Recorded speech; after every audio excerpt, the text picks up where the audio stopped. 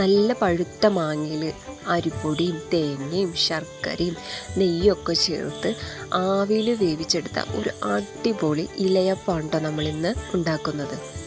അപ്പോൾ ഇതിലേക്ക് നമുക്ക് ഒരു വലിയ മാങ്ങയും 1 കപ്പ് അരിപ്പൊടിയും 4 ഉണ്ട ശർക്കരയും 1/2 കപ്പ് തേങ്ങയും ഏലക്കായും 2 സ്പൂൺ നെയ്യുമാണ് ആവശ്യമുള്ളത്.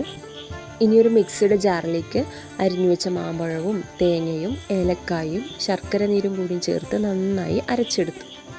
ഇനി ഇതിലേക്ക് നെയ്യ് ഒഴിച്ച് കൊടുക്കാം. ഇനി കുറച്ച് അരിപ്പൊടി കൂടി ചേർത്ത് നന്നായിട്ട് മിക്സ് ചെയ്തെടുക്കാം.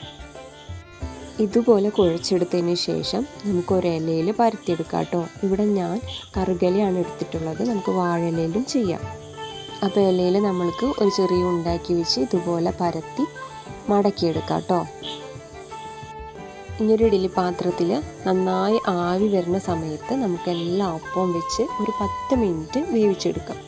അപ്പോൾ മാമ്പഴം കൊണ്ടുള്ള ഇലയപ്പം റെഡി ആയിട്ടുണ്ട്. നല്ല രുചിയാണ്, കുട്ടികൾക്കൊക്കെ ഒരുപാട് ഇഷ്ടപ്പെടും. അപ്പോൾ എല്ലാവരും ട്രൈ ചെയ്ത് നോക്കൂ കേട്ടോ.